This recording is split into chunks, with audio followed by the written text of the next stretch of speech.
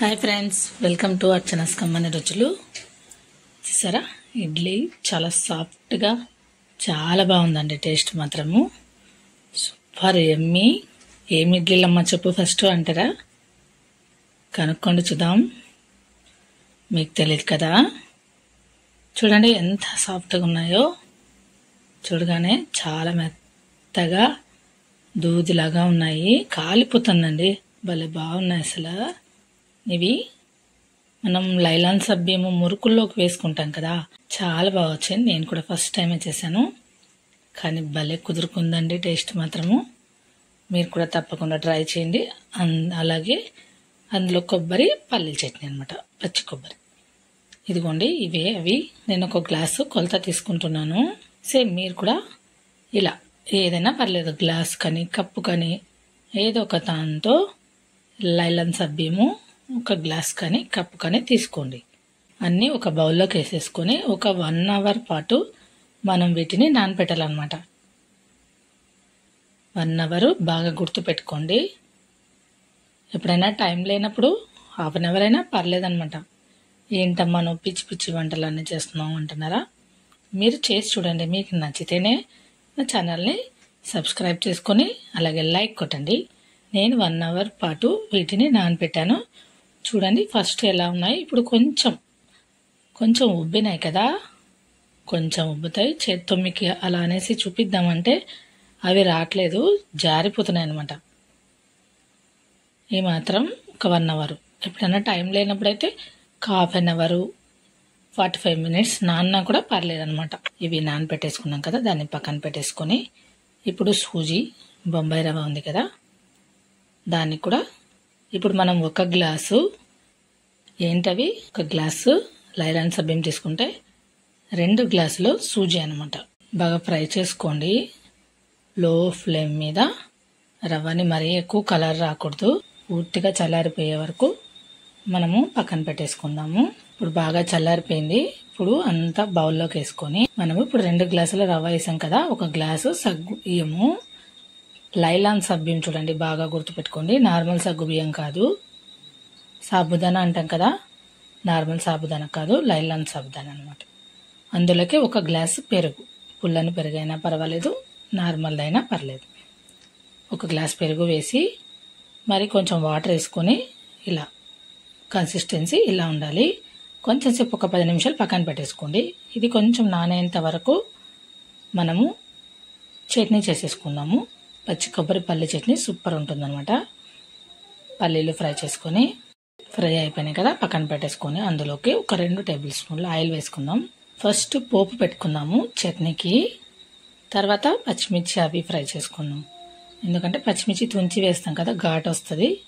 కారం ఉన్నాయన్నమాట మిర్చి, పిల్లలు తినలేరు కదా, కాబట్టి ఉద్దిపప్పు, మినప్పప్పు, ఆవాలు, జీలకర్ర, అలాగే ఇవి కొంచెం ఫ్రై అయిన తర్వాత ఒట్టి మిరపకాయలు, పచ్చి కరివేపాకు వేసి కొంచెం ఫ్రై చేసేసి దీన్ని తీసి ఒక చిన్న కప్పులో పక్కన పెట్టేసుకుందాం. అలాగే ఇంగువ, ఇష్టం ఉన్న వాళ్ళు ఇంగువని వేసుకోండి, లేకపోతే లేదు, ఆప్షనల్ అండి పూర్తిగా. ఇప్పుడు దీన్ని తీసి పక్కన పెట్టేసుకుందాము. అంత కప్పులోకి వేసేసుకుందాము. చట్నీకి మనం ఫ్రై చేసుకుందాం. అలాగే ఒక 4 వెల్లుల్లి రెబ్బలు కూడా వేసుకుందాం. ఇవి కొంచెం బాగా ఫ్రై చేసేసుకుందాము. కొంచెం ఆయిల్ ఉంటుంది కదా, ఆయిల్లో ఫ్రై చేసేసుకొని చూడండి బాగా ఫ్రై అయినాయి కదా, దీన్ని పక్కన పెట్టేసుకుందాము. ఇప్పుడు మిక్సర్ జార్ తీసుకుందాం. ఇందులోకి పచ్చి కొబ్బరి ముక్కలు ఒక 1/2 చిప్ప వేసానండి నేను. అలాగే ఫస్ట్ కొబ్బరిని గ్రైండ్ చేసుకొని తర్వాత పల్లీలు, అలాగే పచ్చిమిర్చి మనం ఫ్రై చేసి పెట్టుకున్నాం కదా, పచ్చిమిర్చి, అలాగే చింతపండు నేను ముందే నానబెట్టి పెట్టుకున్నాను. కొంచెం చూసుకొని వేసుకోండి, మరి పుల్లగా ఉన్నా కూడా బాగుండదు.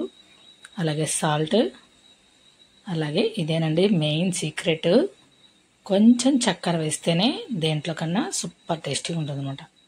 అలాగే వాటర్ వేసుకొని గ్రైండ్ చేసేసాను. చూసారా భలే ఫైన్ పేస్ట్ అయిపోయింది కదా. ఇప్పుడు ఇందులోకి ఇదంతా బౌల్లోకి తీసేసుకుందాం. ఫస్ట్ మొత్తం అంతా బౌల్లోకి వేసేసుకొని, చూసారా భలే బాగుంది కదా. బౌల్లోకి వేసేసుకున్న తర్వాత మనము పోపుని పక్కన పెట్టుకున్నాం కదా, దాన్ని వేసేసుకోండి. ఇప్పుడు అది పక్కన పెట్టేసుకొని ఇప్పుడు రవ్వ మొత్తం చూడండి వాటర్ అన్నీ ఇంకిపోయినాయి కదా, దాన్ని అలానే ఒక్క నిమిషం పెట్టి ఇప్పుడు కొత్తిమీర, పచ్చిమిర్చి, అలాగే ఉల్లిపాయ ముక్కలు, వీటిని ఇలాగే పచ్చివైనా వేసుకోవచ్చు, లేకపోతే ఇష్టం ఉన్న వాళ్ళు ఫ్రై చేసుకొని కూడా వేసుకోవచ్చు. క్యారెట్, బీన్స్, మనకి ఏమైనా నచ్చిన కూరగాయలు కూడా వేసుకోవచ్చు అనమాట. వెజిటేబుల్స్ వేసుకున్నా కూడా పర్లేదు. ఇప్పుడు మొత్తం మనము లైలాన్ సబ్బీం నాన్నాయి కదా పక్కన పెట్టుకున్నాం, వాటిని కూడా ఇందులోకి వేసేసేయండి వాటర్తో పాటు. మరి ఎక్కువ వాటర్ ఉండకూడదు.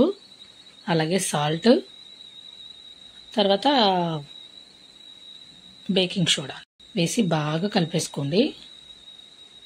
అలాగే చిన్న అల్లం ముక్క కూడా తురిమి వేసుకోండి. తురిమితే మనకి అంత పిల్లలకి నచ్చదు కదా మనం కోసేసామంటే, కాబట్టి తురిమి వేసారంటే కొంచెం ఫ్లేవర్ తగులుతుంది అనమాట.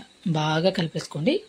ఇడ్లీ బ్యాటర్ ఎలా ఉంటుందో అలా చేయండి. మరీ ఎక్కువ వాటర్ వేయకుండా చూడండి, ఈ మాత్రం ఉంటే సరిపోతుంది అనమాట. క్యారెట్ తురిమి వేసుకున్నా కూడా చాలా బాగుంటుంది. ఇప్పుడు ఇడ్లీ పాత్ర తీసుకొని మొత్తం ఆయిల్ అంతా స్ప్రెడ్ చేసేసుకోండి. వేసుకొని మరీ ఎక్కువ వేయకండి, కొంచెం ఉబ్బుతాయి అన్నమాట, ఇవి పొంగుతాయి అన్నమాట. కాబట్టి ఫుల్గా వేయకుండా కొంచెం తక్కువనే వేసుకోండి. మొత్తం అన్నింటిలోకి ఇలానే వేసి రెడీ చేసి పెట్టుకోండి. అన్నీ రెడీ అయిన తర్వాత ఇడ్లీ కుక్కర్ పెట్టుకొని అందులోకి 2 గ్లాస్ వాటర్ వేసుకొని మొత్తం పిండి వేసాం కదా అది పెట్టేసి మూత పెట్టేసుకోండి. అంతేనండి. ఒక 10 మినిట్స్ 15 మినిట్స్ లోపు ఇడ్లీలు, వేడి వేడి ఇడ్లీలు, ఇవి వేడి వేడిగా తింటేనే చాలా టేస్టీగా ఉంటాయి. చల్లారిన తర్వాత అంత టేస్ట్ ఉండదు, తినచ్చు, కానీ వేడి మీద ఉన్నంత టేస్ట్ కొన్ని ఉండవు కదా. చూసారా, భలే వెరైటీగా లైలాన్ సబ్బీం ఇడ్లీలు రెడీ. చూడండి, ప్లేట్ కూడా అంటుకోకుండా భలే నీట్గా వచ్చాయి కదా. ఇంకా అన్నీ మనం ప్లేట్లోకి తీసి పెట్టేసుకొని గార్నిష్ చేసుకోవడమే. గార్నిషింగ్ కోసం నేను ఫస్ట్ పోపు చేసి పెట్టుకున్నాను కదా పక్కన ఒక కప్పులో, ఆ పోపుని ఇడ్లీల పైన గార్నిష్ కోసం చేశాను. బాగుంది కదా. పల్లి చట్నీ రెడీ, ఇడ్లీ రెడీ. నచ్చితే సబ్స్క్రైబ్ చేసుకోండి, లైక్ కొట్టండి, షేర్ చేయండి, కామెంట్ చేయండి. Thank you so much.